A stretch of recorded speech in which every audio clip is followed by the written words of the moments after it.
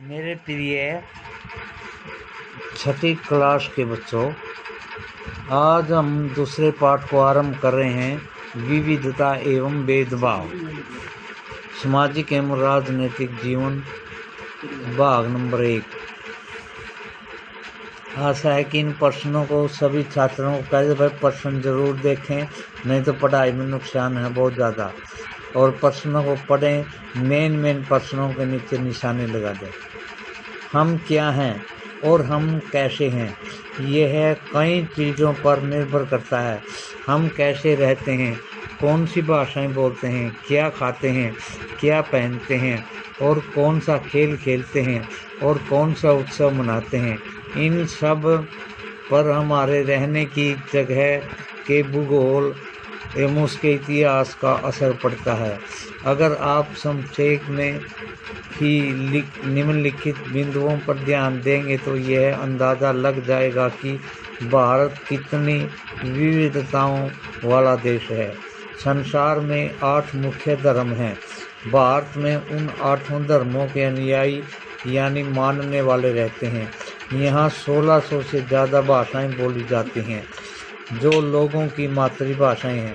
यहाँ 100 से भी ज़्यादा तरह के नृत्य किए जाते हैं। यह विविधता हमेशा खुश होने के कारण नहीं बनती।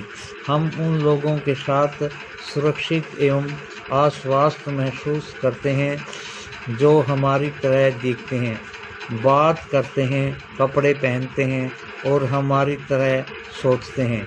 कभी कभी जब हम ऐसे लोगों से मिलते हैं तो हमें बहुत भिन्न होते हैं, तो हमें वे बहुत अजीब और अपरिचित लग सकते हैं।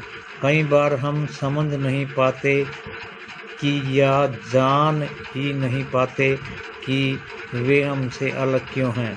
लोग अपने अपने अलग रहने वालों के बारे में खास तरह की राय बना लेते हैं। मेरे पूर्वाग्रह, उन कथनों को देखिए जो आपको ग्रामीण एवं शहरी लोगों के बारे में सही लगें। जिन कथनों से आप सहमत हैं उन पर निशान लगाइए। क्या आपके दिमाग में ग्रामीण या शहरी लोगों को लेकर किसी प्रकार के पूर्वाग्रह हैं? क्या दूसरे लोगों के दिमाग में भी ये पूर्वाग्रह हैं? पूर्वाग्रह एक राय होती है जो दूसरे के बारे में बना करके हम दिमाग में बिठा लेते हैं। लोगों के दिमाग में ये पूर्वाग्रह क्यों होते हैं? जिन पूर्वाग्रहों को अपने आसपास महसूस किया है उनकी एक सूची बनाइए। ये पूर्वाग्रह लोगों के व्यवहार को कैसे प्रभावित करते हैं? इनमें से कुछ का कथन ग्रामीण लोगों को अज्ञानी एवं अंधविश्वासी की तरह देखते हैं, जबकि शहर में रहने वाले लोगों को आलसी, चालाक एवं सिर्फ पैसे के सरोकार रखने वालों की तरह देखते हैं। जब हम किसी के बारे में पहले से कोई राय बना लेते हैं और उसको हम अपने दिमाग में बिठा लेते हैं तो वह पूर्वाग्रह का रूप ले लेती है। ज़्यादातर यह राय नकारात्मक होती है, जैसे कि कथनों में दिया गया है। लोगों को आलसी, चालाक या कंजूस मानना भी पूर्वाग्रह है। जब हम यह सोचने लगते हैं कि किसी काम को करने का कोई एक तरीका ही सबसे अच्छा और सही है, तो हम अक्सर दूसरों की इज्जत नहीं कर पाते और उसी काम को दूसरी तरह से करना पसंद करते हैं। उदाहरण के लिए, अगर हम सोचें कि अंग्रेजी सबसे अच्छी भाषा है तो दूसरी भाषाएं महत्वपूर्ण नहीं हैं, तो हम अन्य भाषाओं को बहुत नकारात्मक रूप से देखेंगे। परिणाम स्वरूप हम उन लोगों को शायद इज्जत नहीं कर पाएंगे जो अंग्रेजी के अलावा अन्य भाषाएं बोलते हैं। हम कई चीज़ों के बारे में पूर्वाग्रही हो सकते हैं।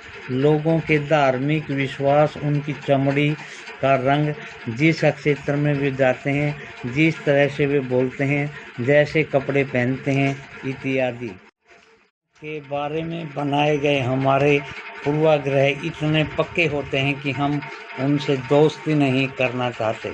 इस तरह से कई बार हमारा व्यवहार ही ऐसे लगता है जैसा कि हम उन्हें दुख पहुंचा देते हैं। लड़के और लड़कियों में भेदभाव। समाज में लड़के और लड़कियों में कई तरह के भेदभाव किया जाता है। हम सभी इस भेदभाव से परिचित हैं। एक लड़का या लड़की होने का अर्थ यह होता है कि अपने में से कई लोग कहेंगे हम लड़के या लड़की को की तरह जन्म देते हैं। यह तो ऐसे ही होता है। इनमें सोचने वाली क्या बात है। आइए देखें क्या सच्चाई है के बारे में।